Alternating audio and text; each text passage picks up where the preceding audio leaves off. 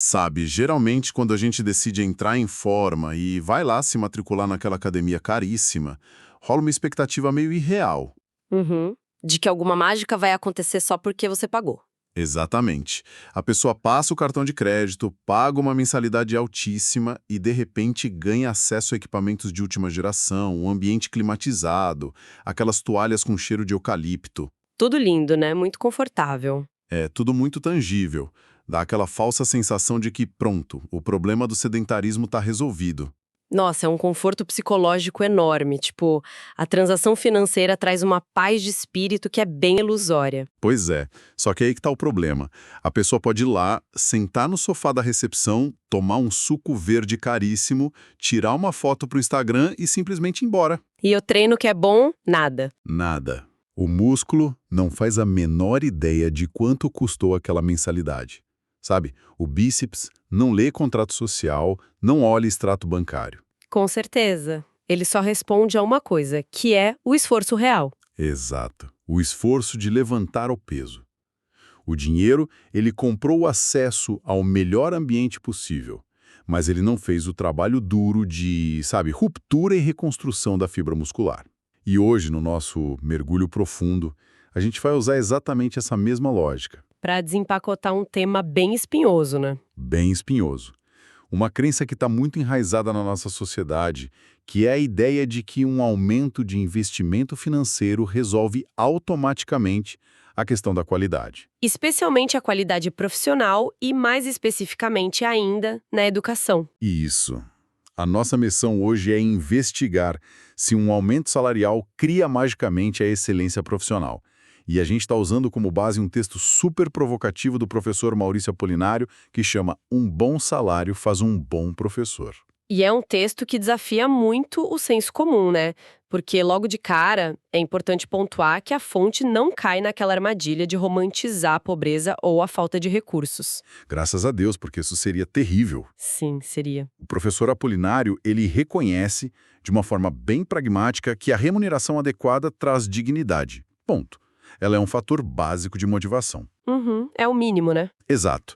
É o que permite que o profissional pague as contas, compre materiais decentes, tenha acesso à tecnologia, invista em si mesmo sem ter que fazer, sei lá, turnos triplos. Então, o ponto de partida definitivamente não é um discurso de o dinheiro não importa. De jeito nenhum, o dinheiro é fundamental. Voltando para a analogia, o dinheiro é o que constrói a academia, compra equipamento, paga a conta de luz. Perfeito. A grande questão que o texto levanta é analisar se essa equação de mais dinheiro igual a um profissional automaticamente melhor se sustenta na prática. Porque a sociedade adora uma fórmula simples, né? É muito confortável dizer, é só pagar mais que a educação melhora da noite para o dia. É um atalho mental. E é bem mais fácil do que encarar a complexidade do que realmente faz um ser humano aprender com o outro. E quando a gente tenta reduzir essa dinâmica complexa a um simples contra-cheque, a gente meio que ignora a mecânica de como a excelência é construída de verdade. E aí, o autor faz uma coisa muito interessante. Ele nos tira da bolha da educação para testar essa teoria. Sim, ele faz umas comparações bem diretas com outras áreas do serviço público e são perguntas que incomodam, mas que são super necessárias. Conta mais sobre isso. Ele questiona o seguinte: um político que recebe um salário altíssimo, ele é automaticamente um gestor público eficiente e íntegro? Nossa, a experiência mostra que não, né? Pois é, o tamanho dos vencimentos não garante que ele seja ético. E aí o autor vai para o judiciário. Um juiz que tem rendimentos elevadíssimos, ele é imparcial e justo só por causa do tamanho da remuneração dele? Historicamente, a gente sabe que o comportamento humano não obedece a essa lógica de planilhas. Mas olha, deixa eu assumir o papel de advogado do diabo aqui um pouquinho. Vamos lá. Porque essa comparação, ela levanta uma bandeira vermelha. Imagina comparar um professor do ensino básico que às vezes trabalha numa escola que, sei lá, tem goteira, não tem internet, com um juiz de alto escalão ou um senador. Não parece um pouco injusto? Uhum, entendo. Porque a falta de recurso na educação é uma barreira diária, física, que impede o trabalho. O juiz já tem toda uma infraestrutura, uma equipe gigantesca. Esse abismo de realidades não acaba enfraquecendo um pouco o argumento da fonte? Olha, esse abismo de infraestrutura é muito real, é inegável. Mas a intenção da fonte não é igualar as condições de trabalho de um juiz com a de um professor. A ideia é iluminar uma constante no nosso comportamento. Como assim? Tipo, a falta de internet e a goteira no teto, isso é problema estrutural grave.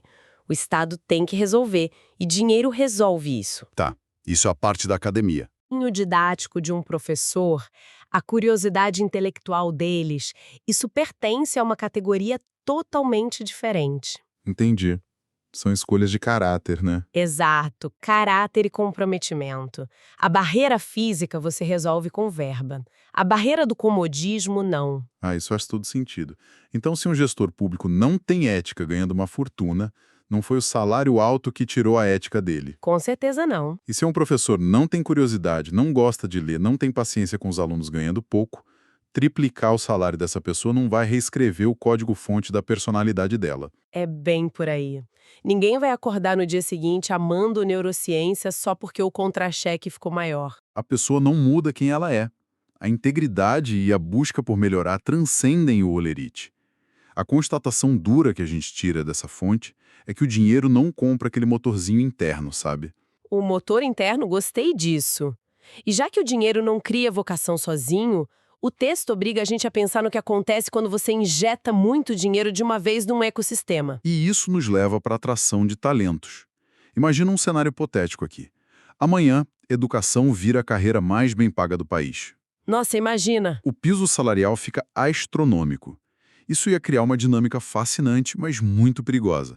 Me lembra muito a mecânica da corrida do ouro lá no século XIX, sabe? Sim, aquela atração massiva, indiscriminada. Quando o pessoal encontrava ouro e a notícia se espalhava, milhares de pessoas iam para as montanhas. E no meio daquela multidão toda, você tinha os geólogos apaixonados, né? O pessoal que amava investigar o solo. Aqueles que iam usar as ferramentas direito. E olha, esse é o lado positivo da valorização, claro. Um salário alto atrai pessoas muito brilhantes que, se não fosse o dinheiro, talvez fossem fazer engenharia ou trabalhar no mercado financeiro. Sim, a perspectiva de uma vida boa permite que essas pessoas usem a inteligência delas na sala de aula. Exato. Só que, e aqui entra a faca de dois gumes, a corrida do ouro também abre as portas para os aventureiros completos. E como? O cara que não sabe nem segurar uma picareta, não liga para geologia, ele só quer encher o bolso rápido e ir embora. Se a gente aplicar isso na educação, quando a profissão passa a pagar rios de dinheiro, a isca financeira traz os bons, mas traz uma avalanche de mercenários também. Pessoas sem vocação, sem paciência, e o próprio autor, o professor Apolinário, ele faz um alerta irônico sobre isso. Ele diz que, na verdade, já tem gente sem perfil na educação hoje, mesmo com o salário atual. Caramba, mesmo ganhando pouco. Pois é, imagina o risco de transformar as escolas num refúgio para aventureiros que ganham muito bem, mas não entregam nada. Porque a sala de aula não é uma montanha para extrair minério, é um laboratório de desenvolvimento cognitivo de crianças. O dano de ter um profissional lá só pelo dinheiro é um dano geracional. Ele estraga gerações de alunos. E aí o grande desafio passa a ser como o sistema filtra quem é quem. Porque se o dinheiro atrai todo mundo, o sistema precisa de ferramentas precisas para separar o joio do trigo, né? Separar quem está ali pela missão de quem está pelo conforto. E, tradicionalmente, as métricas do sistema são muito frias. Tempo de serviço, número de diplomas, nota em provinha padronizada. Nenhuma dessas réguas consegue medir a paixão ou a capacidade de inovar numa segunda-feira chuvosa, sabe? Não mede mesmo. Então a gente sai da esfera do dinheiro e tem que focar no que é, de fato, a tal da excelência. Exatamente. Se o dinheiro não cria o bom profissional, a gente tem que olhar para o que o texto descreve como as exigências práticas da profissão. E quais são essas exigências segundo a fonte? Transmitir conteúdo. Isso era um modelo de décadas atrás. Hoje precisa de didática inovadora, metodologias ativas, integrar tecnologia, entender de inteligência artificial e até dominar a neurociência da aprendizagem. Nossa, vamos desempacotar isso um pouco. Porque é muito fácil jogar o termo metodologias ativas no ar, numa reunião, como se fosse uma palavra mágica, né? Todo mundo adora falar isso. Mas na prática, abandonar aquela aula tradicional onde o professor fala sem parar e o aluno finge que está anotando, para adotar uma metodologia ativa exige um esforço colossal. Sim, inverter a sala de aula, por exemplo, não é fácil. Dá um trabalho absurdo criar problema para o aluno resolver em grupo, mediar debate. O professor trabalha o triplo só na preparação. Ninguém sustenta esse nível de gasto de energia se não tiver um compromisso muito genuíno com o que está fazendo. A exigência de energia mental e emocional é profunda. E você mencionou a neurociência, que o texto também aborda. Deixou de ser algo só de laboratório, hoje é ferramenta de sala de aula. Entender como o cérebro funciona, né? Sim, entender como o cérebro processa um erro, como a ansiedade do aluno bloqueia as vias de aprendizagem ou como a memória de longo prazo se consolida. O autor diz que ignorar todo esse volume de conhecimento que a gente tem hoje é uma escolha ativa pela obsolescência. E é fascinante e até meio assustador pensar que a consequência disso é brutal e muito silenciosa.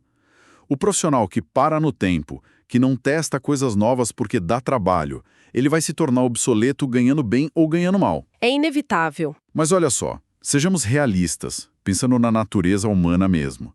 Se alguém que está acompanhando a gente aqui ganhar um aumento salarial de, sei lá, 300% amanhã, O sonho de todo mundo.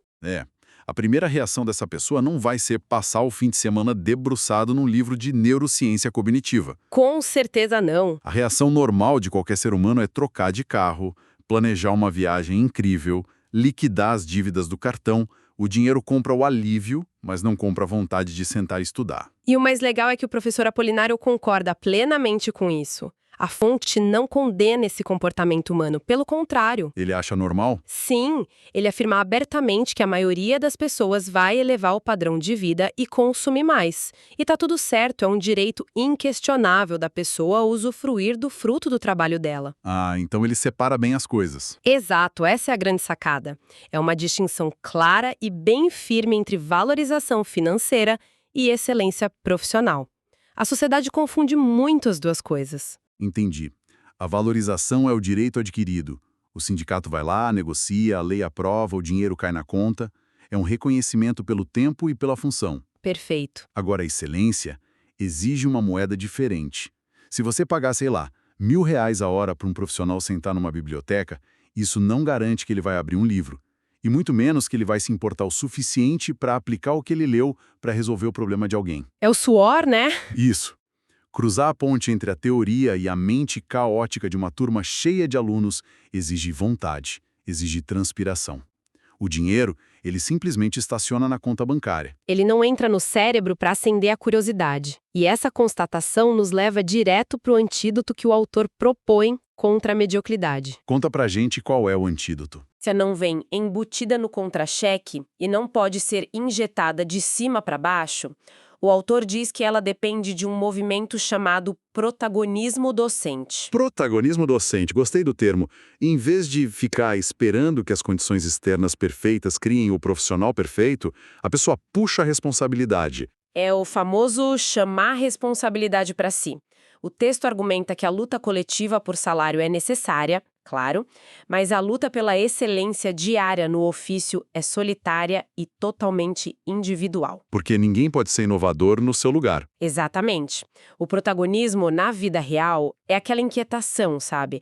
É você ter a honestidade de admitir, nossa, essa minha aula fracassou muito, e ter a disciplina de ir atrás e investigar o porquê. Ter a humildade de pedir ajuda para um colega com uma ferramenta nova. Sim, e escutar o aluno de verdade.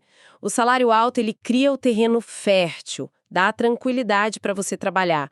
Mas a semente da excelência e o esforço de regar todo dia, isso é exclusivo de quem está ali na frente. E sabe, analisando toda essa dinâmica de obsolescência e protagonismo, fica muito claro para mim que essas lições não servem só para o universo da escola. Ah, servem para qualquer área. Isso reverbera com todo mundo que faz um trabalho intelectual ou criativo hoje em dia. Essa lógica do anestésico do contra-cheque é universal. Com certeza, o padrão de comportamento é o mesmo em várias indústrias. Pense em quem trabalha, por exemplo, com o desenvolvimento de software, com marketing ou até na medicina. Quando a pessoa chega num patamar salarial muito alto, muito confortável, o cérebro dela meio que manda um sinal de relaxamento, né? Sim, a mensagem subliminar é tipo, bom, se estão me pagando tão bem, É porque eu já sei tudo o que eu precisava saber. Exato. Eu cheguei lá, não preciso mais gastar meu tempo aprendendo nada novo. Só que aí o mercado dá um salto. Lança uma nova inteligência artificial que automatiza a metade das tarefas. Ou o algoritmo muda e vira o jogo do avesso. E aquele profissional super bem pago? Aquele que desligou o motor da curiosidade, de repente acorda e percebe que as habilidades dele estão totalmente defasadas. Ele vira o quê? Ele vira um dinossauro caríssimo para a empresa. É um risco enorme.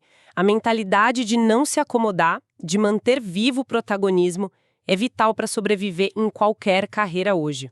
A evolução contínua é o único antídoto real. Não importa quantos dígitos tem o seu salário. O conforto financeiro dá segurança, mas disfarça muito bem a estagnação. E é por isso que a mensagem da fonte bate tão forte. Aprender não acaba quando o salário aumenta. Pelo contrário, talvez seja aí que você precise se policiar mais ainda. Vamos amarrar todos esses fios aqui para quem está acompanhando a gente ter uma visão clara de tudo que a gente explorou. O texto provocou a gente a olhar além do financeiro. Olhar para a essência. O dinheiro é a infraestrutura, a base. Ele tira a pessoa do modo de sobrevivência e dá a dignidade necessária para trabalhar bem. Voltando para a academia, a mensalidade garante a porta aberta e o ar-condicionado funcionando. Fundamental, mas não constrói o músculo. Não constrói. A mágica de verdade, que é ter empatia para entender a dor do outro, ter a resiliência para aprender uma tecnologia nova, ter aquela paixão inexplicável por despertar a curiosidade de alguém, tudo isso é um compromisso intransferível. A luta por condição de trabalho e a busca por excelência são trilhas paralelas. Sim, e a gente precisa caminhar pelas duas se quiser ver impacto na sociedade. O grande mérito desse texto é separar essas esferas com muita clareza. Excelência e valorização andam juntas, mas são feitas de materiais bem diferentes. Com certeza. E diante de toda essa reflexão, a fonte ainda deixa a gente com um horizonte bem complexo para analisar. Pois é. Porque se a paixão, a curiosidade intelectual, a adaptabilidade e o protagonismo são de fato os fatores definitivos para o sucesso, seja na escola ou numa empresa, E se a gente já sabe que essas características não vêm embutidas no contrato de trabalho e o dinheiro não compra de jeito nenhum, fica a grande pergunta, né?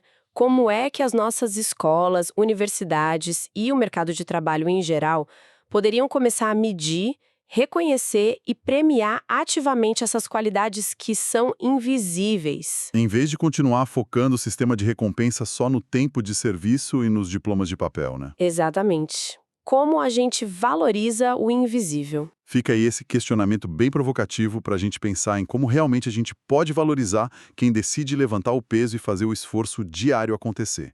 Um abraço e até o nosso próximo mergulho profundo.